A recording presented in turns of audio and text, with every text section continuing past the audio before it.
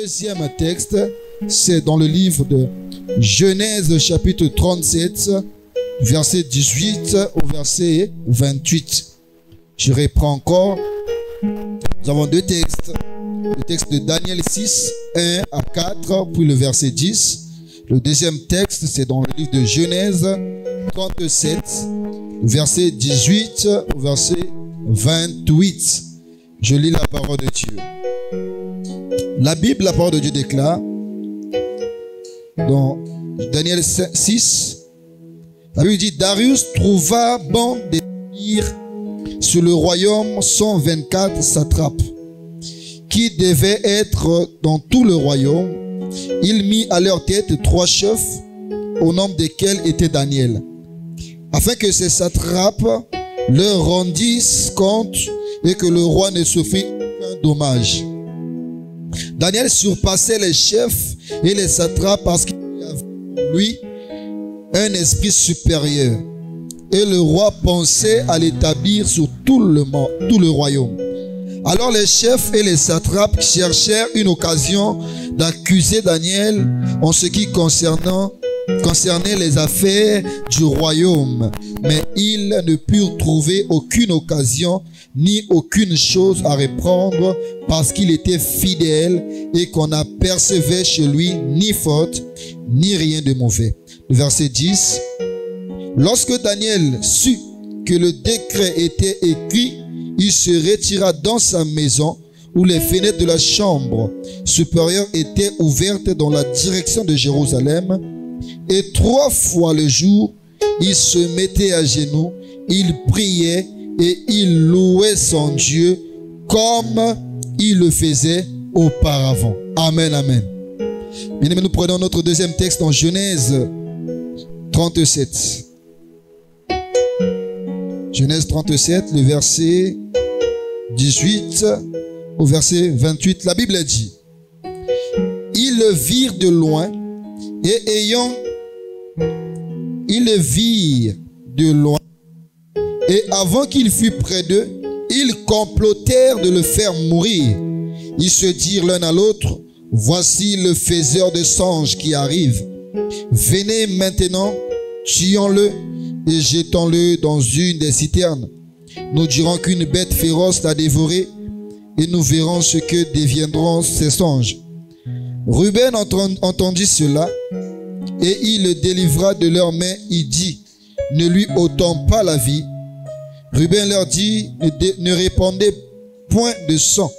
Jetez-le dans cette citerne qui est au désert et ne mettez pas la main sur lui.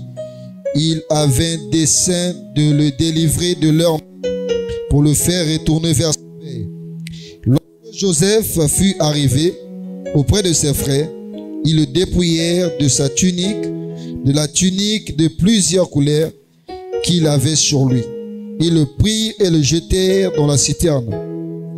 Il était vide, il n'y avait point d'eau. Il s'assit ensuite et pour manger, ayant levé les yeux, ils virent une caravane ismaélite venant de Galate. Leurs chameaux étaient chargés d'aromates, de baume et de myrrhe qu'ils transportaient en Égypte. Alors Judas dit à ses frères, que gagnerons-nous à tuer notre frère et à cacher son sang?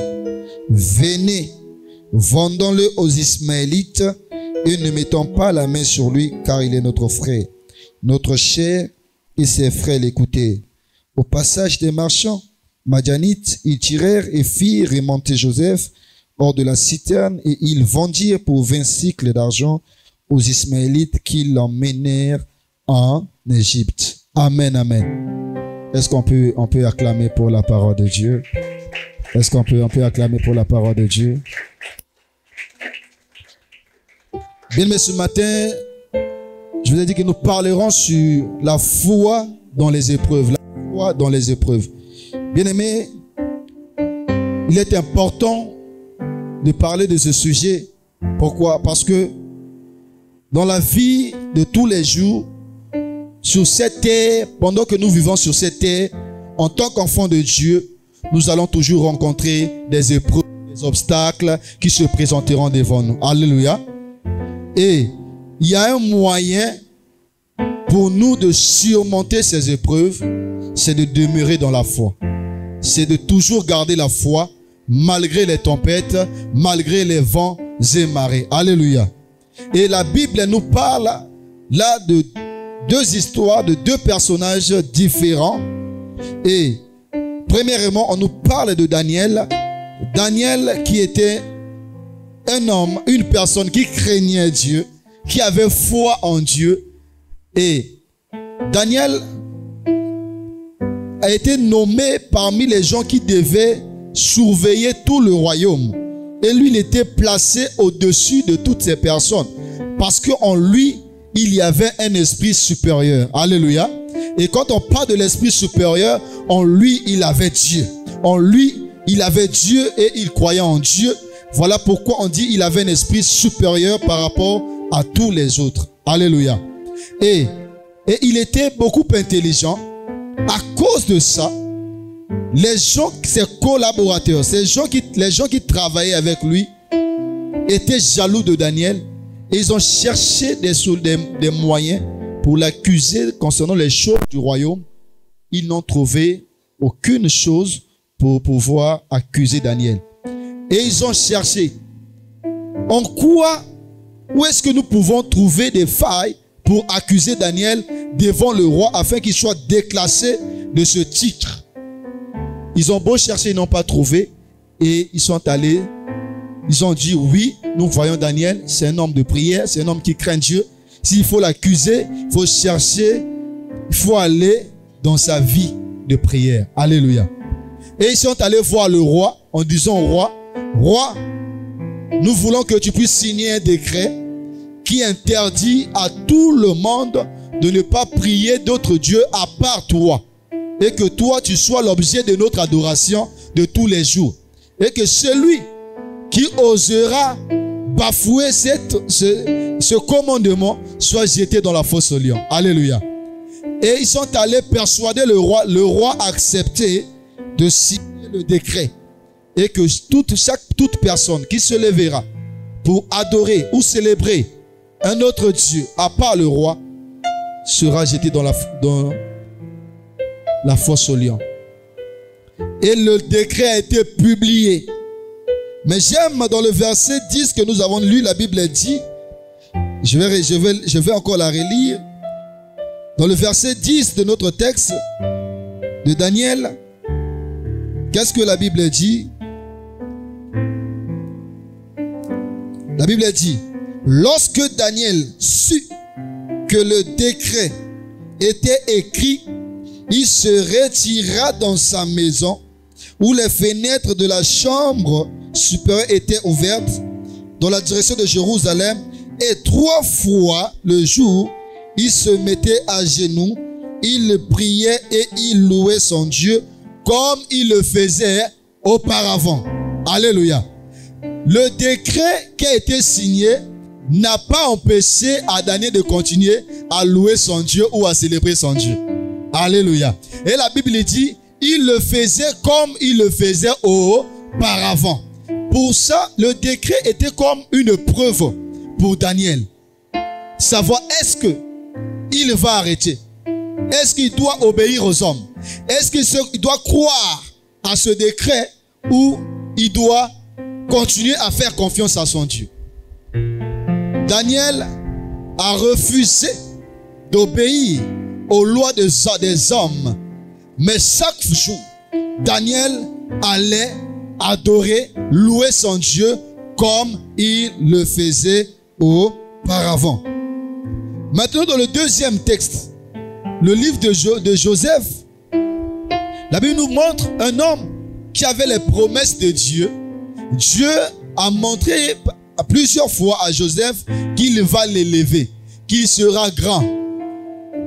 Mais à cause de ses songes, Joseph a été haï par ses propres frères. Et ses propres frères ont voulu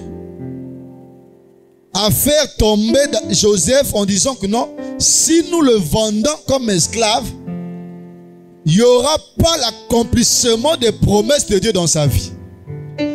au lieu de le tuer, vendons-le. Et nous allons voir que deviendront ces songes. Alléluia. Et la Bible me dit, lorsque Joseph est parti comme esclave, quand tu suis bien l'histoire de Joseph, tu verras que même là où il a été vendu comme esclave, au finish de sa vie, les promesses de Dieu se sont accomplies dans sa vie. Et il était élevé au titre de gouverneur de l'Égypte.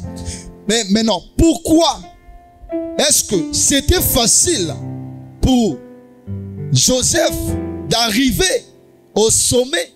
C'était pas facile. Avant d'arriver ou bien à la tête de l'Égypte, Joseph est passé par plusieurs épreuves. Alléluia. Joseph est passé par plusieurs épreuves. Et ce que j'aime, malgré les épreuves, Joseph n'a pas abandonné Dieu. Joseph a continué à croire en Dieu. Malgré la trahison de ses frères, malgré les épreuves qu'il a rencontrées, Joseph a gardé sa foi intacte. Joseph n'a pas renié son Dieu. Et Daniel, qui a été trahi aussi par ses collaborateurs. La Bible me dit, Daniel, on a surpris Daniel en train de prier son Dieu. On a rapporté chez le roi. Et il fallut que le commandement soit appliqué. Et le commandement, c'était que Daniel soit jeté dans la fosse aux lions. La Bible me dit que Daniel a été jeté dans la fosse aux lions. Alléluia. Et ce qui est bien, ce que j'aime dans cette histoire, même dans la fosse aux lions, Dieu était avec Daniel. Alléluia. Dieu était avec Daniel. Pourquoi? Parce que Daniel avait mis sa confiance en Dieu. Daniel croyait en Dieu. Daniel croyait que même dans la fosse aux lions, Dieu me délivrera. Et le lendemain, le roi vient et voit Daniel est devenu l'ami des lions. Alléluia. Et pourquoi? Parce que lui seul, notre Dieu, on l'appelle le lion de la tribu de Juda. Il a fermé la gueule des lions et malgré l'épreuve, Daniel a survécu. Joseph, avant d'arriver à la tête d'Égypte, avant que les promesses qui ont été faites par Dieu s'accomplissent dans sa vie, il est passé par des diverses épreuves et à la fin, il était couronné. Alléluia. Voilà pourquoi, premièrement, j'aimerais dire à quelqu'un, certainement aujourd'hui, bien que nous sommes enfants de Dieu, bien que nous venons à l'église, certainement, nous passons aussi par des temps d'épreuve. Certainement, nous vivons aussi des moments difficiles, des moments parfois qui peuvent nous pousser à un peu douter des promesses de Dieu ou à un peu douter de la promesse de Dieu dans nos vies. Mais j'aimerais dire à quelqu'un ce matin, Dieu est fidèle. Dieu est fidèle, Dieu est fidèle. Ce qu'il promet, il le fait. Ce qu'il promet, il le fait. Et dans ta vie, il le fera. Alléluia. Le problème, c'est de garder la foi au milieu des épreuves, au milieu des tempêtes. Nous devons, c'est à ce moment que nous devons savoir à qui nous avons placé notre confiance. C'est à Dieu. C'est à Dieu. Bien, mais les épreuves font partie de notre marche chrétienne. Dis ça à celui qui est à tes côtés. Dis-lui, les épreuves font partie de notre marche chrétienne. Alléluia. Les épreuves font partie de notre marche chrétienne. Bien, mais en tant qu'enfants de Dieu, nous devons savoir que aussi longtemps que nous avons choisi de mettre notre foi en Jésus, nous allons rencontrer toujours des épreuves. Les épreuves viendront, mais lorsque les épreuves viennent, cela n'exclut pas la présence de Dieu en toi. Alléluia. Même dans la barque, les disciples étaient avec Jésus. Mais malgré la présence de Jésus dans la barque, cela n'a pas empêché à la tempête de chercher à secouer la barque. Alléluia. Mais ce que nous savons que même dans les épreuves, Dieu est avec nous. Même lorsque tout semble être difficile, tout semble être ensemble. Donc, il y a des choses, parfois, on n'arrive pas à contrôler. On se dit, Seigneur, pourquoi ça? Seigneur, pourquoi ce problème? Seigneur, pourquoi me quitte? Seigneur, pourquoi j'ai fait faillite? Seigneur, pourquoi? Bien-aimé, cela peut arriver. Mais c'est à ce moment, dans les épreuves, Dieu voit notre attitude. C'est notre attitude qui compte. Alléluia. C'est notre attitude qui compte. Vous voyez, les épreuves, pour nous, il y a des épreuves qui sont pour nous comme des tests. Des tests, Dieu voit combien nous le serons, pendant combien de temps nous le serons fidèles. Il y a des épreuves qui viennent pour forger notre caractère chrétien. Il y a des épreuves qui viennent pour nous rendre forts. Ce n'est pas pendant les moments difficiles, pendant l'épreuve que nous devons abandonner. Non. C'est dans les épreuves que nous devenons encore plus forts. Alléluia. Nous ne devons pas abandonner dans les épreuves. C'est dans les épreuves que tu dois exercer ta foi. Tu dois mettre ta foi en action pour surmonter cette épreuve. Et non abandonner. Et non abandonner. Qu'est-ce que la Bible dit dans Luc chapitre 21? Le verset 12 à 13. La Bible dit: mais avant tout cela, on mettra la main sur vous et l'on vous persécutera. On vous livrera aux synagogues et on vous jettera en prison. On vous mènera devant les rois et devant les gouverneurs à cause de mon nom. Cela vous arrivera pour que vous serviez de témoignage. Alléluia. Il y a des épreuves qui nous arrivent pour servir de témoignage pour d'autres personnes. Amen, amen. Il y a des choses qui vont t'arriver et lorsque tu mettras ta foi en action et lorsque toi tu sortiras de cette épreuve deviendra un témoignage pour quelqu'un d'autre. Et tu auras un témoignage à dire aussi ou à édifier quelqu'un. Devant cette situation, moi j'ai surmonté à cause de ma foi. Et toi aussi, si tu places ta foi en Jésus, tu sortiras de cette épreuve. Tout cela pour servir de témoignage. Les épreuves dans la foi dans les épreuves. Dans les épreuves, la foi nous aide à surmonter. Et les épreuves font partie de notre marche avec le Seigneur. Pourquoi? Parce que, nous sommes enfants de Dieu. Nous avons été créés à l'image et à la ressemblance de Dieu. Alléluia. Et Dieu a investi en nous toutes les richesses. Dieu a investi en nous cette autorité. Et le diable et le malin, lui, qui a cherché cette autorité depuis le royaume, n'a pas eu. Alléluia. Attends, je vais te dire combien tu es précieux ou précieuse devant Dieu. Ce que tu as en Christ, ce que Dieu a investi en toi, c'est tout ce que Lucifer a cherché à voir dans le ciel. C'est à cause de cela qu'il s'est révolté dans le ciel. Parce qu'il voulait la gloire que Dieu t'a donnée. Et aussi longtemps que tu es sur la terre, il faudrait savoir que le diable cherchera des voies et moyens pour te déstabiliser ou te décourager dans ta foi. Alléluia. Alors, la première chose, c'est que les épreuves font partie de notre marche chrétienne. Voilà pourquoi lorsqu'une épreuve arrive, tu dois te lever et surmonter cela. Tu dois te lever, continuer à croire en Dieu au lieu d'abandonner Dieu. Amen.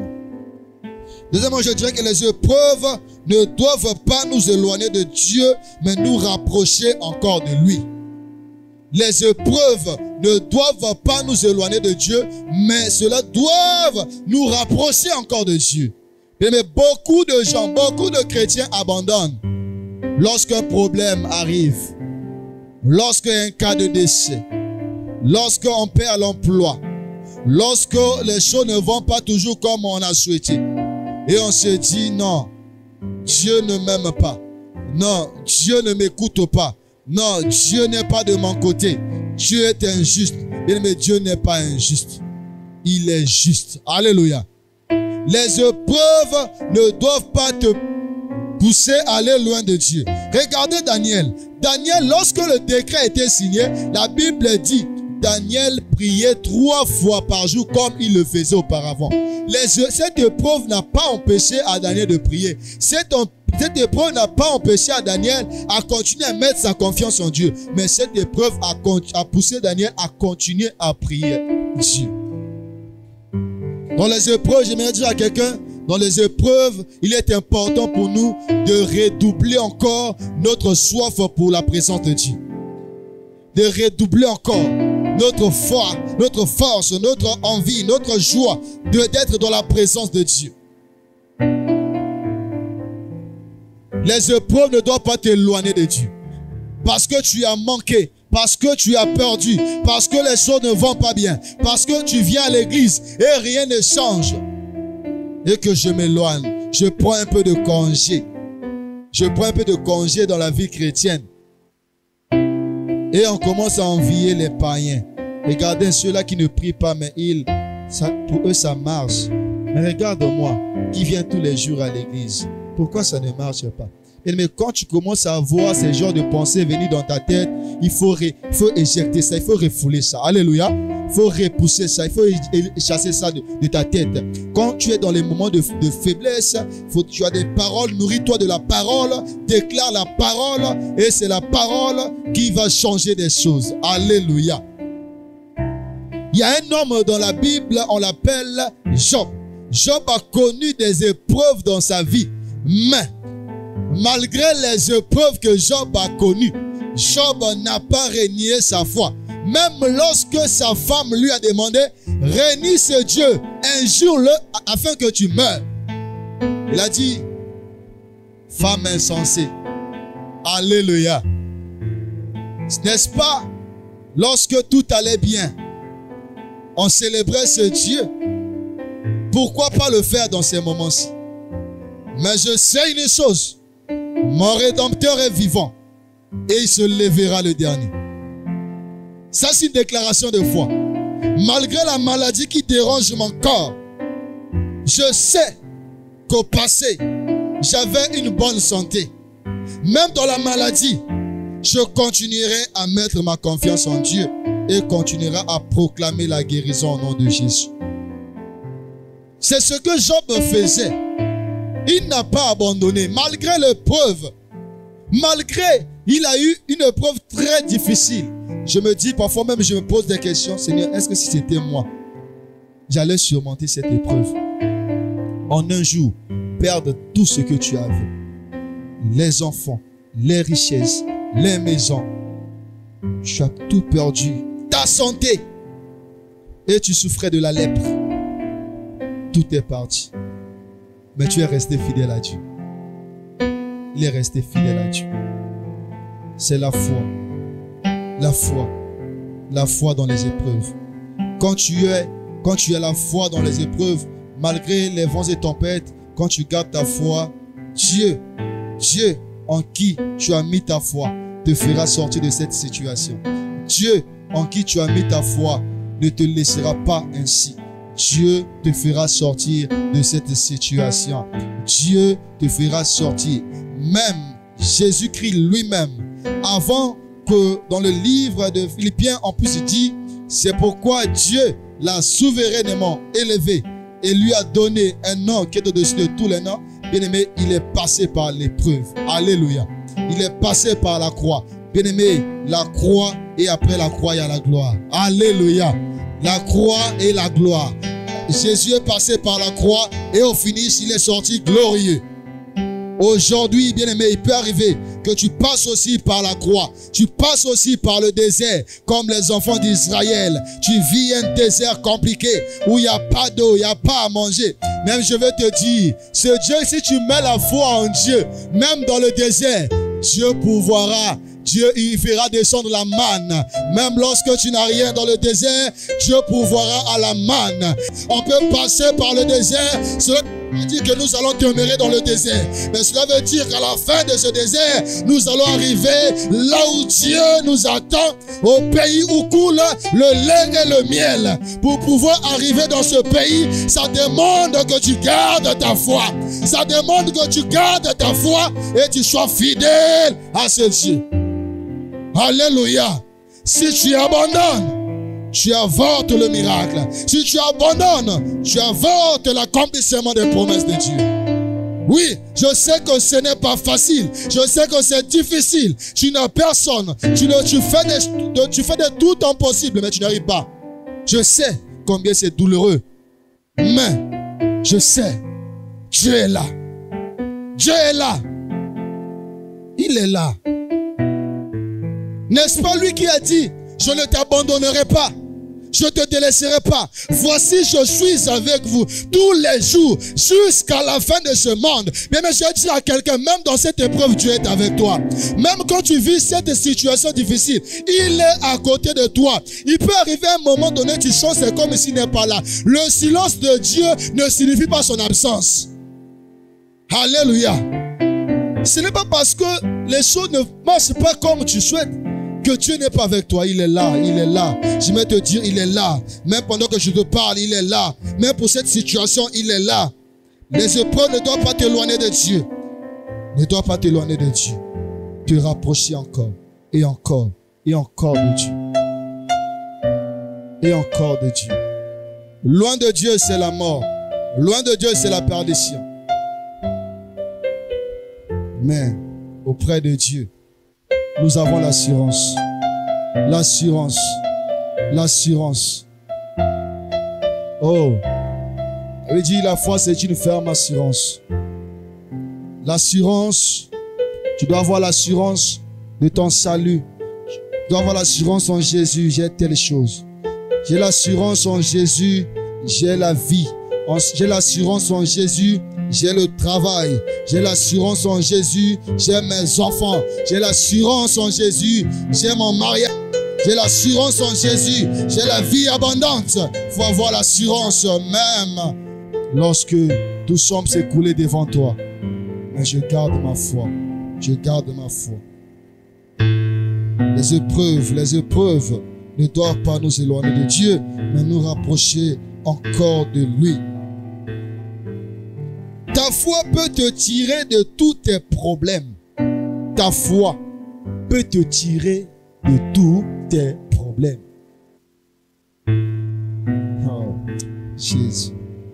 Ta foi peut te tirer de tes problèmes. Et puis dit que la foi est plus précieuse que l'or. La foi est plus précieuse que l'or. Bien qu'elle peut passer par le feu pour qu'elle soit approuvée. Regarde, aujourd'hui, l'or, c'est quelque chose de précieux. Quand on a l'or, on se dit, ouais, ça va. Mais on te dit que ta foi est plus précieuse que l'or. Et que ta foi est capable de te tirer de tous les problèmes. De tous les problèmes qui se présenteront devant toi. La foi. La foi. C'est une chose facile à écouter, mais une chose puissante. La foi. Devant tout problème, sans exclure. Je n'exclus rien. Mais simplement ta foi. Crois simplement. La foi, tu dois déclarer la foi. Tu dois déclarer. Tu dois la déclarer simplement. Simplement. La foi te tire de tous les problèmes qui se présentent devant toi. Le problème, c'est quoi? Souvent, nous sommes ignorants.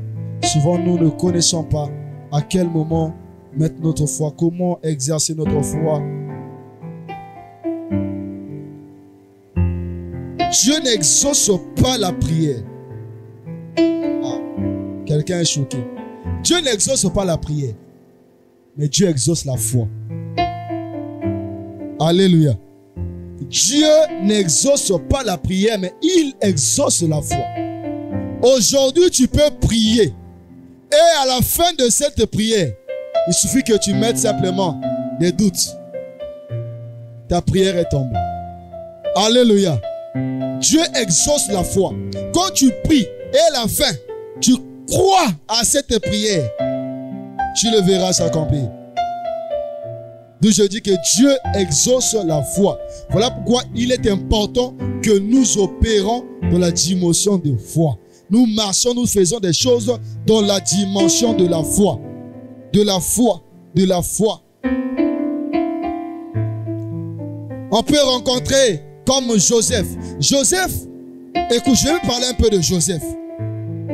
Joseph, c'est une personne qui a les promesses de Dieu. Et il a été trahi par ses frères, par ses soeurs. Malgré la trahison, à cause de la trahison, il n'a pas renié Dieu. Il n'a pas perdu la foi parce que les gens l'ont trahi. Aujourd'hui, nous, enfants de Dieu, il suffit que nous rencontrons des choses comme la trahison sur de nos proches. C'est dit que non, c'est plus fort que moi. La trahison m'a trahi. Je fais ceci. Comment Dieu peut permettre cela? Que les gens me trahissent ainsi. La trahison des hommes ou encore le comportement des hommes ne doit pas toucher à ta foi. Ne doit pas affaiblir ta foi. Alléluia. Et Joseph, vendu comme esclave, il va dans la maison de Potiphar. Dans la maison de Potiphar, il a trouvé grâce de gérer la maison d'abord de Potiphar. Potiphar était l'un des serviteurs de Pharaon. Il arrive d'abord chez Potiphar. Potiphar prend Joseph, il établit gardien de tous ses biens à la maison. Et là, il rencontre encore une preuve. C'est quoi? C'est la femme de Potiphar qui veut que non, Joseph puisse coucher avec lui. Même là, Joseph n'a pas cédé à cause de sa foi. À cause de son Dieu, il a refusé.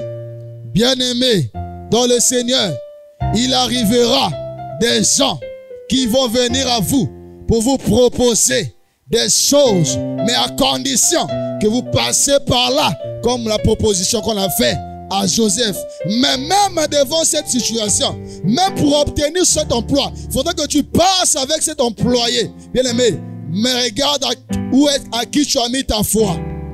On ne trahit pas la foi. Alléluia. On ne trahit pas la foi.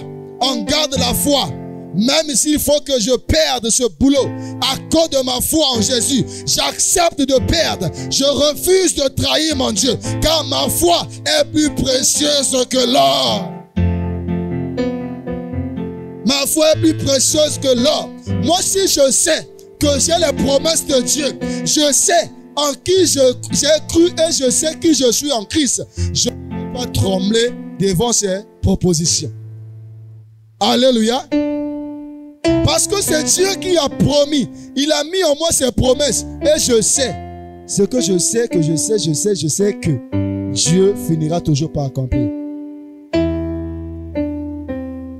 N'est-ce pas, Habakkuk qui dit que je suis fidèle à mon poste. Je suis fidèle. Et j'attends. Le problème, c'est que les chrétiens d'aujourd'hui ne veulent plus attendre. Ils ne sont pas patients. Voilà pourquoi ils partent, alléluia, loin de Dieu. Parce qu'on n'a pas la patience. On n'est pas patient. Il dit, je suis fidèle, j'attends. Même si cette promesse tarde à s'accomplir, attends-la, attends-la, elle s'accomplira. Et il dit, elle s'accomplira certainement. Elle s'accomplira. Oh, je vais encore le redire. Dieu est fidèle. Dieu est fidèle. La fidélité, c'est sa nature. Il ne peut pas te promettre une chose aujourd'hui et demain, il change de langage. son oui reste oui. La preuve honnête, lorsqu'il a signé alliance avec le peuple d'Israël, malgré les multiples péchés ou d'abandon du peuple d'Israël vis-à-vis de lui, il n'a jamais renié l'alliance qu'il a fait avec Israël. Alléluia. Il a continué à aimer et accomplir ce qu'il avait promis. Ce n'est pas avec toi qu'il deviendra un menteur.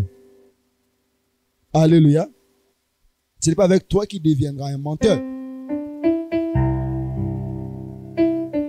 Le monde peut te proposer des choses qui sont contraires à la volonté de Dieu. En te disant, si tu fais ça, tu vas monter, tu vas réussir. On te donnera ceci, on te donnera ceci. Mais si tu as la foi en Jésus, si tu es un enfant de Dieu, tu ne vas pas céder. Tu ne vas pas céder. Tu ne vas pas céder. Tu vas croire en Dieu et te fera sortir de cette situation. Joseph a cru. Il a refusé. Attends, si c'était toi, attends d'abord. Nous sommes dans le monde, nous sommes au Congo. Alléluia. Je parle de la réalité du Congo. Tel que nous sommes là dans mon pays. Ça le Congo passe. Tu arrives dans une maison. On t'établit. Gardien, toi tu gères toute la maison. Tout est dans la semaine. Et en plus, moi c'est mon compte. Il te dit, regarde, on t'a déjà tout donné. Je peux encore te donner plus. Mais à condition que tu deviens mon petit copain. Hey! Toi, mets-toi à la place de Joseph, c'est de toi. Alléluia. Et tout en sachant que tu es venu là encore en étant qu'esclave. Mais tu as eu grâce par ton molio. Maintenant ta foi devant cette situation. Alléluia. Vas-tu continuer à croire en Dieu ou tu diras simplement bon, seulement pour aujourd'hui. Je garde mon poste. Je préfère d'abord désobéir à Dieu. J'ai une famille derrière moi. J'ai des petits frères, des petites sœurs. Voilà l'occasion. Dieu est bon. Et tu dis Dieu est bon. Alléluia. Ça c'est pas Dieu. Amen. Malgré ça, Joseph, il savait cette écriture. Résister au diable. Et il dit, fouillez quoi? Impudicité. Et Joseph a fait quoi? Il a pris la fuite. Bien qu'on a retiré son habit. Mais il a pris la fuite. Alléluia. Il faut refuser de désobéir à Dieu. Désobéir aux hommes. Mais fais la volonté de Dieu. Ta foi te poussera à faire des choses qui pourraient même coûter ta vie. Mais tu fais ça à cause de ta foi. Tu peux accepter de tout perdre, mais ne pas perdre Jésus dans ta vie. Accepter de tout perdre, mais de ne pas perdre ta foi. De ne pas perdre ton identité d'être enfant de Dieu. Ça là, ça ne s'achète pas. Alléluia. Quand tu te retrouveras devant un problème pareil, regarde ton identité et regarde le sacrifice de Jésus. Tout ça, Jésus n'a pas fait pour rien. Tu regardes le sacrifice à la croix et tu dis non. Je ne désobéis pas. Ma foi est plus précieuse. Alléluia. Il a désobéi. Il est allé en prison dans la maison de Pharaon.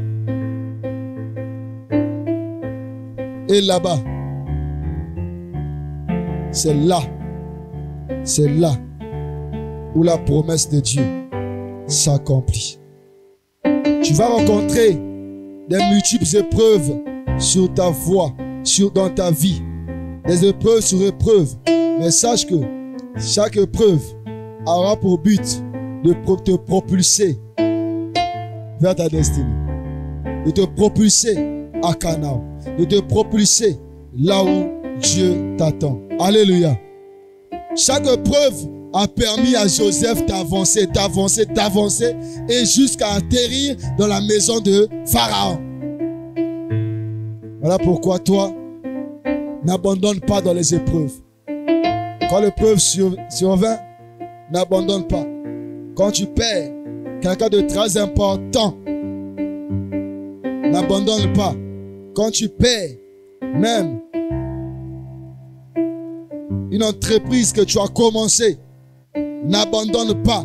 Même lorsque cet homme qui t'a fait des multiples promesses est arrivé à un moment donné, il t'a abandonné.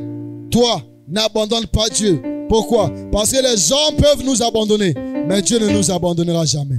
Dieu est toujours avec nous. Alléluia. Les hommes peuvent faire des promesses et qu'ils ne réalisent pas leurs promesses. Mais Dieu réalise tout ce qu'il dit. Et d'où la foi est importante pour nous dans ces temps d'épreuve. Dans ces temps d'épreuve, nous devons garder foi. Garder foi. Je sais que ce n'est pas toujours facile, mais ce n'est pas impossible. Ce n'est pas impossible. Nous avons le Saint-Esprit en nous. Le Saint-Esprit qui nous aide. Qui nous aide. Voilà pourquoi je ne sais pas dans quelle situation tu vis actuellement. Je ne sais pas quelle est l'épreuve qui est devant toi maintenant, au moment que je suis en train de te parler. Je ne sais pas quelle cette épreuve qui te font couler les larmes parfois en secret. Je ne sais pas. Mais ce que je sais est que je sais que si tu mets ta foi en Jésus, tu vas surmonter cette épreuve. Tu vas aller sur l'autre bord. Dans ta barque qui est ta vie, Jésus est là avec toi. Alors ta barque ne fera pas naufrage. Ta vie ne fera pas naufrage. Jésus est avec toi. La Bible dit, Christ en nous, l'espérance de la gloire. Christ en nous, l'espérance de la gloire. Alors, bien-aimé, devant ta situation, tu vas proclamer la parole ce matin. Tu vas proclamer la parole par rapport à ce que tu crois déjà dans ton cœur. Fais que cette situation change. Change. Personne ne viendra changer des situations à ta place. C'est toi-même. C'est toi. C'est toi qui se lèvera et parler afin que les choses changent. Alléluia. Est-ce qu'on peut acclamer pour la gloire de Dieu?